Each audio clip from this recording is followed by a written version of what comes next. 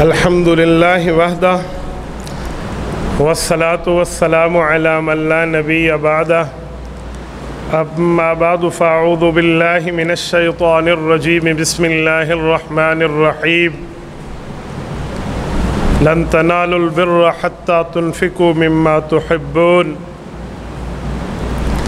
عن ابن عمر رضی اللہ تعالی عنہما قال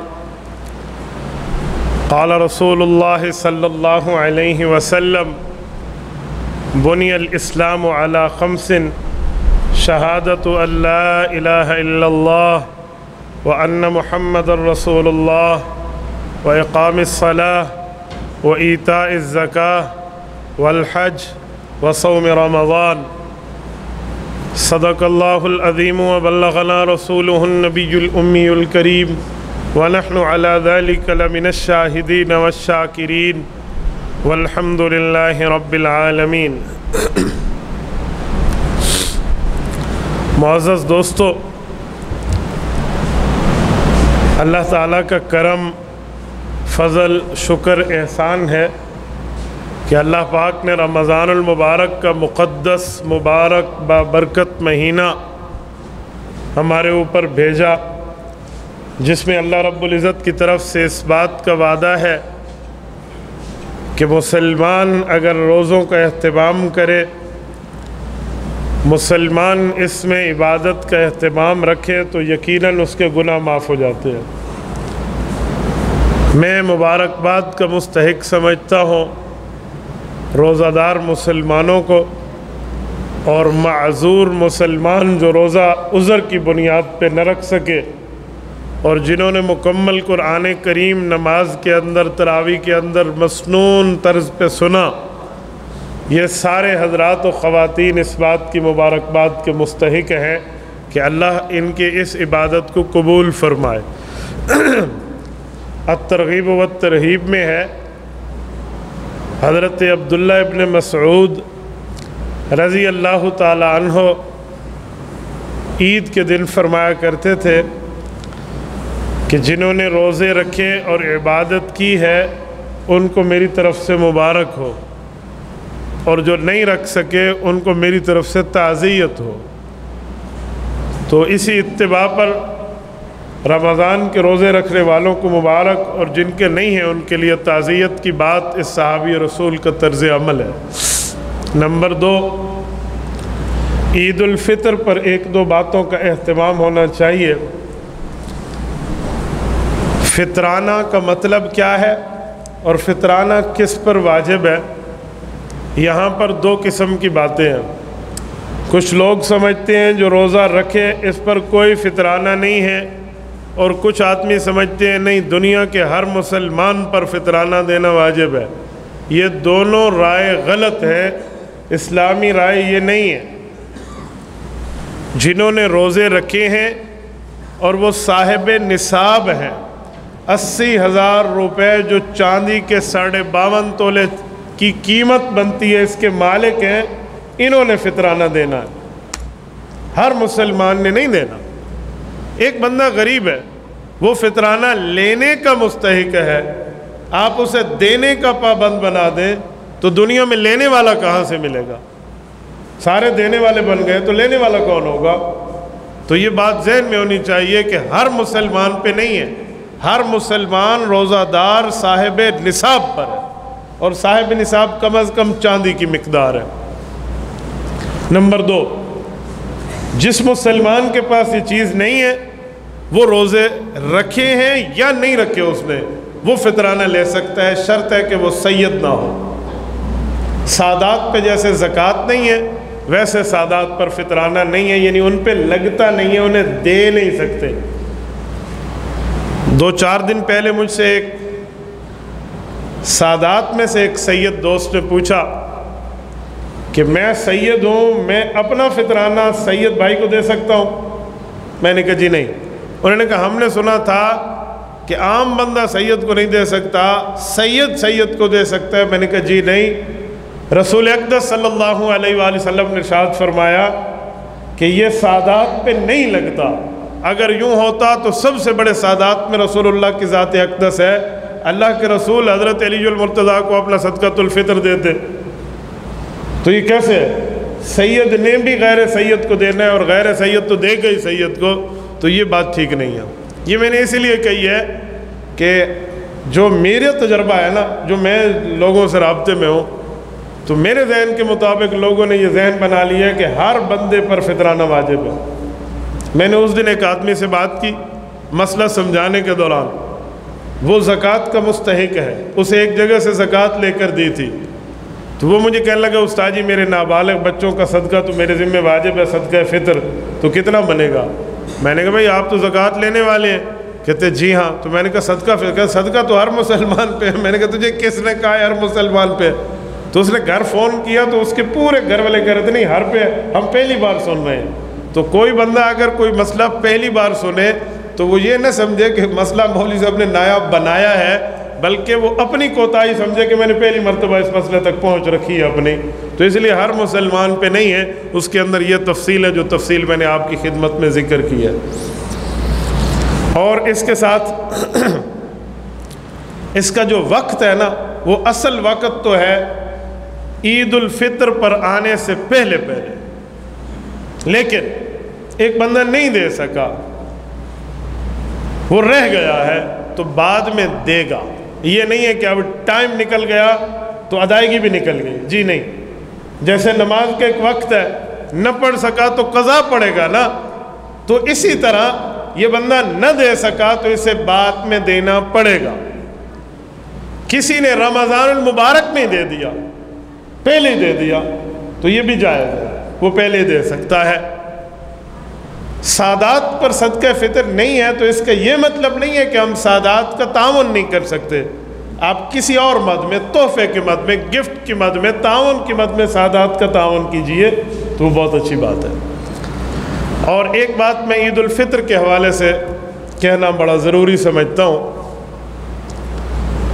کچھ دنوں سے لبرلز کی طرف سے یہ پروپیگنڈا چل رہا تھا، میڈیا پر بھی، سوشل میڈیا پر بھی، کہ عید الفطر یقینی طور پر جمعہ کو ہے، جمعرات کو نہیں ہو سکتی، اور اس پر صرف سائنس پر تحقیق جاری تھی، سائنسی حوالے سے باتیں جاری تھی۔ تو یہ رات کے تقریباً 300 سے زائد گواہوں نے پورے پاکستان سے اس نظریے کو توڑ کے رکھ دیا۔ اس سے سمجھ آیا کہ صرف سائنس پر بندہ تکیہ لگا کر بیٹھ جائے، ٹیک لگا کر کہ یہ ہی ہمیں بتائیں گے، یہ اسلامی ترتیب نہیں ہے۔ مسلمان چاند دیکھنے کا اہتمام کرتے ہیں، اس کے لیے کسی ملک کے ساتھ ہونا یا علیحدہ ہونے کی بات نہیں ہے۔ رسول اقدس صلی اللہ علیہ وسلم نے اعلان فرمایا صوموا لرؤیتہ وافطروا لرؤیتہ، چاند دیکھ کر روزہ رکھنا ہے، چاند دیکھ کر عید کرنی ہے۔ تو جب چاند دیکھنے کی ترغیب اللہ کے رسول نے دی ہے تو دیکھنا سنت رسول ہے۔ میں یہاں ایک جملہ سمجھانے کے لیے کہتا ہوں، لوگ کہتے ہیں بھئی دنیا آسمانوں پر پہنچ چکی ہے، مریخ تک کراس کر چکی ہے، اور مولویوں کو ہر مہینے چاند کا مسئلہ ہے۔ میں نے رات ایک اینکر کی بات ایک دوست نے مجھے واٹس ایپ پہ سنائی، میں حیران رہ گیا، اس کے دماغ پر حیران رہ گیا۔ وہ کہتے ہیں انگریزوں نے 50 سال تک کے کیلنڈر بنا دیے اور تمہیں ایک سال کے عید کے اوپر اعتماد نہیں ہے۔ میں حیران ہوں اس کے مسلمان ہونے پر۔ بابا تمہیں قرآن کریم آتا تو یہ سوال کبھی نہ کرتے۔ وَالْقَمَرَ قَدَّرْنَاهُ مَنَازِلَ حَتَّى عَادَ كَالْأُرْجُونِ الْقَدِيمِ، قرآن کہتے ہیں سورج اور چاند کو ایک جیسا نہ سمجھنا۔ فرمایا چاند چھوٹا بھی ہوتا ہے، موٹا بھی ہوتا ہے، پتلا بھی ہوتا ہے، بڑا بھی ہوتا ہے۔ وَالْقَمَرَ قَدَّرْنَاهُ مَنَازِلَ، ہم نے اس کی منازل طے کر دی ہیں چاند کی، آخر میں وہ بالکل کھجور کی طرح ہو جاتا ہے، شاخ کی طرح ہو جاتا ہے، پتلا ہو جاتا ہے۔ اسی لیے اس کو ہر مہینے جانچنا پڑتا ہے، بخلاف سورج کے۔ وَالشَّمْسُ تَجْرِي لِمُسْتَقَرٍّ لَهَا ذَلِكَ تَقْدِيرُ الْعَزِيزِ الْعَلِيمِ، وہاں کوئی نہیں جانچ کرنی پڑتی، وہ معاملہ ویسے ہی رہتا ہے۔ کیلنڈر 50 سال کا کیا 50,000 سال کا بنا کے رکھ دے، سورج کا بن جائے گا، چاند کا کسی کا ابا جی بھی نہیں بنا سکتا، اسے ہر مہینے دیکھنا پڑے گا۔ قرآن کریم نے خود فرق کر کے دے دیا ہے۔ اور قومی ٹی وی چینل پر بیٹھ کر، نیشنل چینل پر بیٹھ کر علماء پہ بک بک کرنے کا رواج آ گیا کہ جی 50 سال انہوں نے دکھا دیے۔ میں حیران، میں نے رات دیکھا تو مجھے اس کے جہالت پر عجیب کیفیت طاری ہوئی کہ یار یہ مسلمان ہے۔ سورت یاسین صرف اسے مردوں پہ پڑھوانا آتا ہے۔ سورت یاسین میں والقمر قدرناک کسی عالم سے اس نے مطلب بھی نہیں سمجھا۔ بھئی یہ چاند کا تو ہر وقت دیکھنا پڑے گا، چاند کبھی 29 کا ہونا ہے، کبھی 30 کا ہونا ہے۔ سورج کی تو یہ ترتیب نہیں ہے، وہاں تو سال اور لب سال طے ہے کہ ہر 4 سال کے بعد فروری کا نظام کیسے چلے گا، باقی اس طرح چلے گا۔ وہ تو ہم ہاتھ کے اوپر بھی کیسے چلنے کیسے نہیں، جنوری فروری کا حساب کر کے 30 اور 31 بچپن میں سیکھ کے بچہ بتا دیتا ہے، چھوٹے سے حساب سے۔ اسی لیے اس طرح کے سوال کو پاؤں کی ٹھوکر سے یوں اڑا دینا چاہیے کہ آپ ہمیں کہتے ہو جو دنیا فلاں جگہ تک پہنچ گئی ہے اور آپ ہر مہینے چاند کے اعتماد سے۔ اچھا اگر 50 سال کا انگریزوں نے بنا لیا ہے اور تم جیسے انگریز کے پالتوؤں پہ بندہ یہ بات مان لے تو پھر ایک سال میں 2 عیدیں ہیں مسلمان کی، عید الاضحیٰ اور عید الفطر، تو پھر 50 سال میں 100 بار تمہاری وجہ سے مسلمان کو ٹھوکر لگے گی۔ بابا یہ سائنسی نظریات نہیں ہیں، یہ اسلامی نظریات ہیں۔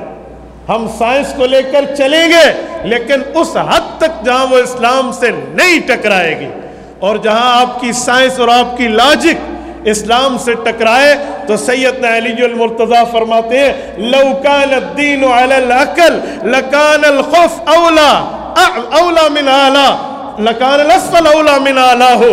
کہ لوگوں اگر دین کو عقل کی بنیاد پہ پرکھنا ہے تو پھر رسول اللہ کی سنت چھوڑنی پڑے گی، کیونکہ حضور پاک جب موزے پر مسح فرماتے تو پاؤں کے اوپر سے فرماتے، حالانکہ میلا نیچے سے ہوتا تھا۔ تو پتہ چلا عقل کی بنیاد پہ دین کو نہیں پرکھنا بلکہ عقل کو دین کے ترتیب میں تابع کر کے لے کے چلنا ہے۔ خالی عقلیات کی بنیاد نہیں ہے، خالی سائنسی بنیاد پہ نہیں ہے۔ میں بعض اوقات کہتے ہیں جدید طریقے پہ آؤ، مولوی پرانے طریقے پہ لائے ہیں۔ میں نے کہا اس وزیر موصوف کو کہو پھر تم پرانے طریقے پہ اپنے مرنے کے بعد غسل نہ کروانا، جدید طریقے پہ واشنگ مشین میں اپنے آپ کو واش کروا لینا۔ بات دنیا پرانی تھی کہ یہ مائکرو واشنگ مشین ہی گھتو، عجیب رویہ۔ نہ پڑھوانا علماء سے جنازہ، کسی شیمیل کو بلوا کے پڑھوا لینا۔ بابا عالم ایک چیز کو جانتا ہے، اسے معلومات ہیں، اسے علم ہے، وہ رسول اللہ کا وارث ہے، اور یہ لوگ سمجھتے ہیں یہ اور وہ ہے۔ میں اس پر حیران ہوں، اس طرح کی باتیں ان جگہوں میں بیٹھ کر اور لوگوں کو ذہن دینا اسلام کے خلاف۔ یہ نہیں کہ مولوی بہت پیچھے رہ گئے، انہیں معلومات نہیں ہے۔ بابا اصل میں مولوی سے مسئلہ نہیں ہے، اسلام سے مسئلہ ہے۔ مولوی سے مسئلہ نہیں ہے، دین سے مسئلہ ہے۔ علماء سے مسئلہ نہیں ہے، مذہب پرست طبقے سے مسئلہ ہے، تاکہ یہ مدر پدر آزاد لوگ آج اسلام سے بھی آزاد ذہنیت لے کر اٹھے۔ تو کیا رات کے 300 کی گواہوں نے آج کی سائنسی تحقیقات کو پٹک کے نہیں رکھ دیا؟ آپ کہتے ہیں نہیں ہو سکتا، تو ان نے جو دیکھ کر آپ کو سمجھا دیا پھر کہاں جائے گا؟ کہتے ہیں رمضان المبارک میں ان نے جھوٹ بولا۔ میں نے کہا اوے رمضان المبارک میں جو تم نے خام خواہ سے اپنے انگریز آقاؤں پر اعتماد کیا ہے وہ کہاں جائے گا؟ اور جی فلاں ملک، کوئی فلاں ملک کا اعتماد نہیں ہے۔ ہم نے کئی بار سعودیہ سے ہٹ کے عید کی ہے، کئی بار عید کی ہے ان سے ہٹ کے۔ ہم کسی ملک کے پابند نہیں ہیں، رسول اللہ کے فرمان کے پابند ہیں۔ چاند نظر آئے عید ہوگی، چاند نظر آئے روزہ ہوگا، ورنہ کوئی مسئلہ سلسلے کی بات نہیں ہے۔ میں اس پر ایک بات مزید بھی آپ کی خدمت میں کرتا ہوں۔ آج کی عید کی خوشی کے لمحوں میں آپ کی غیرت کو جھنجھوڑنے کے لیے کہوں گا، مسلمان کو اتنا دنیا میں مصروف کر دیا گیا ہے کہ اسے دوسرے مسلمان کا درد نہیں ہے۔ آپ کے علم میں ہوگا اور بخوبی یقیناً آپ کے علم میں ہے، پچھلے ایک ہفتے سے ہمارے قبلۃ الاولیٰ فلسطین مسجد اقصیٰ کے مسلمانوں پر کیا گزر رہی ہے۔ میں اس پر بہت حیران ہوں۔ 57 اسلامی ممالک کے سربراہان ہیں، اس کے باوجود بھی وہ نمازیوں پر، نہتھوں پر، بچوں پر، خواتین پر اسرائیل ایک دہشت گرد ریاست، ایک جس کو قائد اعظم کی زبان میں ایک ناجائز ریاست، وہ بمبارمنٹ کر رہا ہے اور اس قبلے پہ کر رہا ہے جو 1,23,999 انبیاء کا قبلہ ہے۔ اور 1,24,000 بھی کہوں تو غلط نہیں ہے کہ رسول اللہ نے 17 ماہ اس طرف منہ کر کے نماز ادا فرمائی ہے۔ اس پر بمبارمنٹ بھی ہے، وہاں کے بچوں کو بھی شہید کیا جا رہا ہے، خواتین کو بھی مارا جا رہا ہے، نہتوں کے اوپر فائرنگ ہے اور پتہ نہیں بم پھینکے جا رہے ہیں، اور ہم صرف مذمت کے حد تک بیٹھے ہیں۔ اگر آپ ہضم کر پائیں تو میں یہ بات کہنے میں حق بجانب ہوں کہ غیرت ہو تو 313 ہی بدر میں کافی ہو گئے تھے، اور غیرت مٹ جائے تو 57 اسلامی ممالک ہونے کے باوجود بھی بندہ کچھ نہیں کر سکتا۔ اس سے بڑھ کے میرے پاس کوئی لفظ نہیں ہے۔